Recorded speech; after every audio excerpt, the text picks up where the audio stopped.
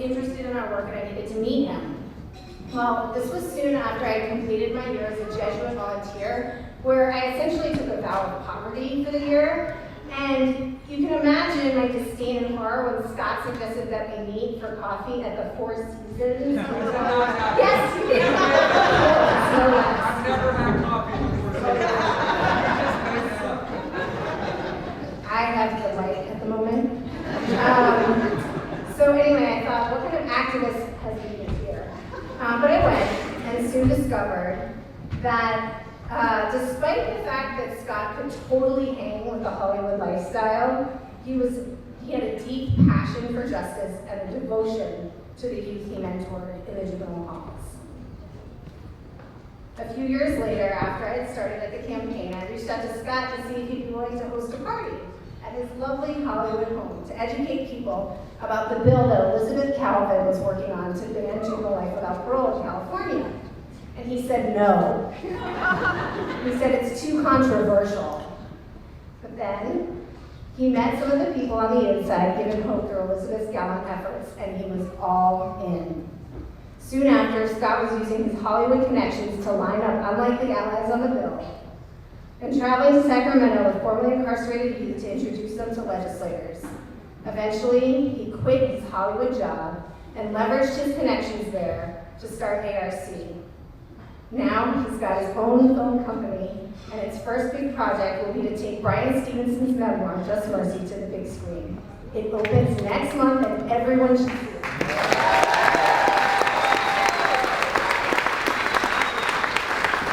Scott, you are a relentless advocate. This is my husband. This is what he's doing while I'm at work.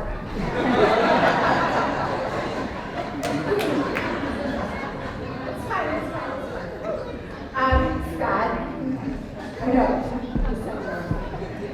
You are a relentless advocate, a devoted friend, and the depth of your love for the children of our society would rather discard is unrivaled. In fact, one of those people, Christian Brandcombe, heard we were giving you this award tonight and decided to make you a painting to demonstrate his gratitude and ask me to share these words. Here's the painting. He said, please accept this painting as a reminder of the potential of your life's work and how it has, of your life's work and how it has given Yayo, a dear friend lost too soon, great honor and provided so many others with a second chance, like me, that would have died alone in the grips of death by incarceration, better known as life without the possibility of parole. Scott, it's my honor to give you our CFSY award.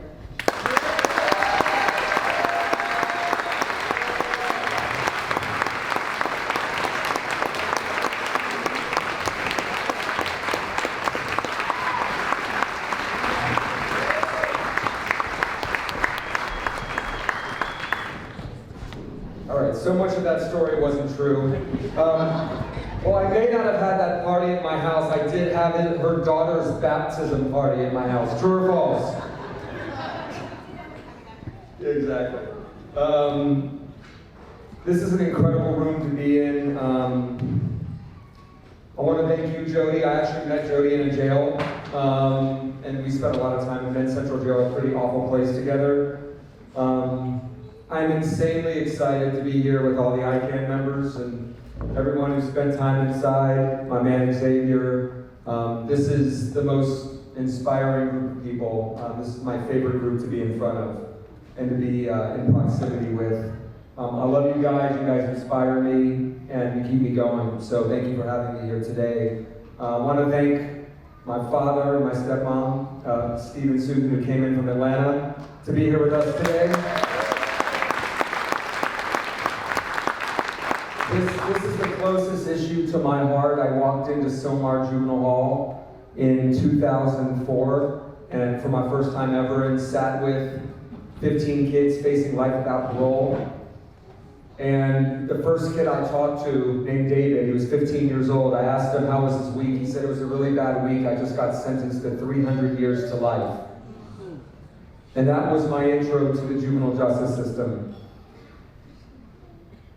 he was an aider and abetter, he wasn't even the shooter, he didn't touch the weapon, and we had written off his entire life, basically telling him he has no ability to change and he's going to die in prison. And that made no sense to me. It was unjust, it was racist, it was awful, and I wasn't going to have it. And I told those kids around that table on that day that I don't care how long it takes, whether it's 300 years or a few years, I'm there. If you're willing to make the changes, I'm there with you. And I started teaching that class in 2004, and I still teach that class every Saturday today. And it's the greatest morning of my life, every Saturday when I do it.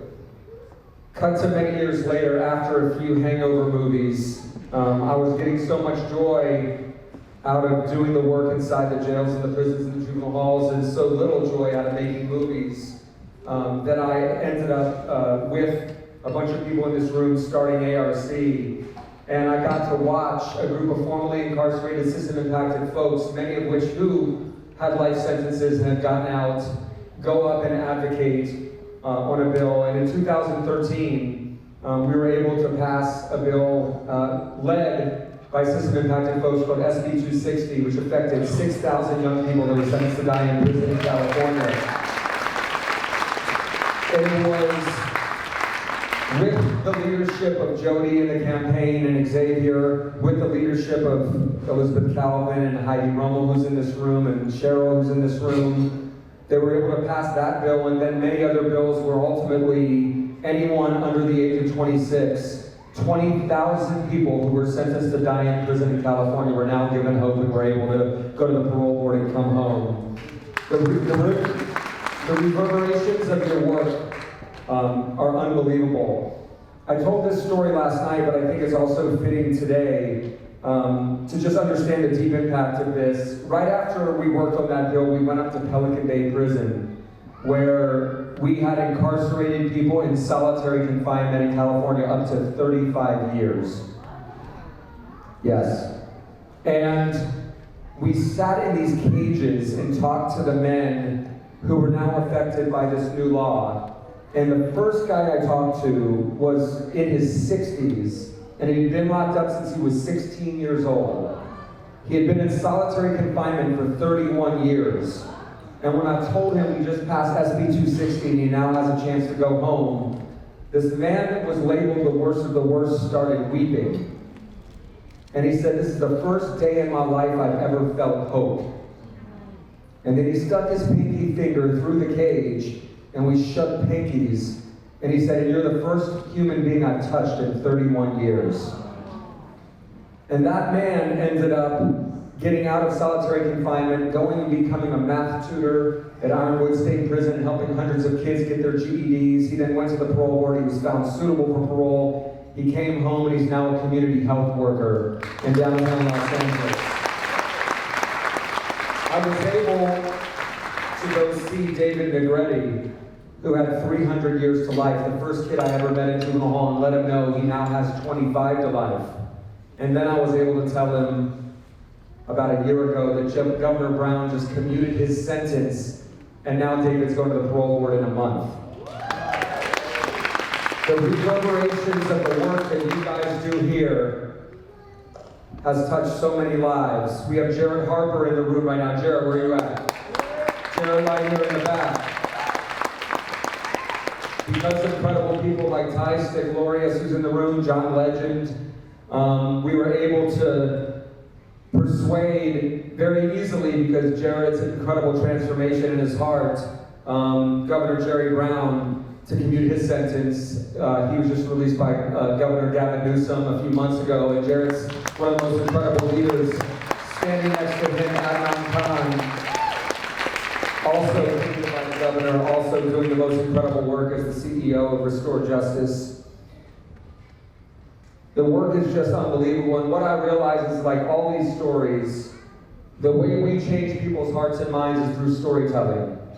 And through all the stories of all the people in this room that have been in the most depressing places with the least amount of dignity, that were able to find a way to get the most tremendous insight and transform.